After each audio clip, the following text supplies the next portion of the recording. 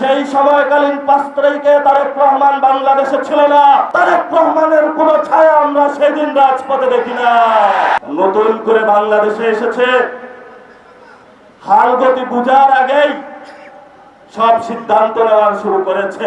আমাদের চেয়ার নিয়ে কেউ যদি ছিনিমিনি খেলে, আমরা তো সেই চেয়ারকে রক্ষা করতেই হবে। আমাদের বাংলার মানুষ সকল ব্যারিকেড বন্ধ করে, যেখানে এসএসএফ কে 5 মিনিট দেওয়া হয়েছিল, শেখ হাসিনাকে 5 মিনিট দেওয়া হয়েছিল, যে হয়তো বাংলাদেশের মধ্যে তুমি 5 মিনিটের মধ্যে তোমার এখানে জীবন দিবা অথবা ভারতে পালাবা।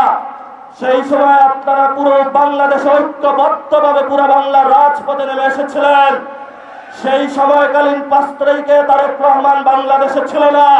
বাংলাদেশে ছিল আবার কৃষক, বাংলাদেশে ছিল মজুর, বাংলাদেশে ছিল রিক্সা চালক, বাংলাদেশে ছিল সবজি বিক্রেতা, বাংলাদেশে ছিল গৃহিণী, বাংলাদেশে ছিল আলেম, বাংলাদেশে ছিল ছাত্র।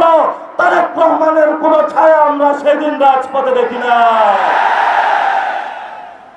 নতুন করে বাংলাদেশে এসেছে, হালগতি বুঝার আগেই সব সিদ্ধান্ত নেওয়া শুরু করেছে।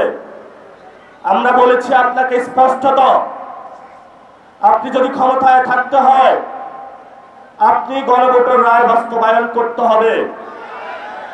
যেই পরিস্থিতি পাকিস্তানি জান্তাদের হয়েছিল বাংলার জনগণের রায় না মানার কারণে, সেই পরিস্থিতি আপনার সাথেও হবে।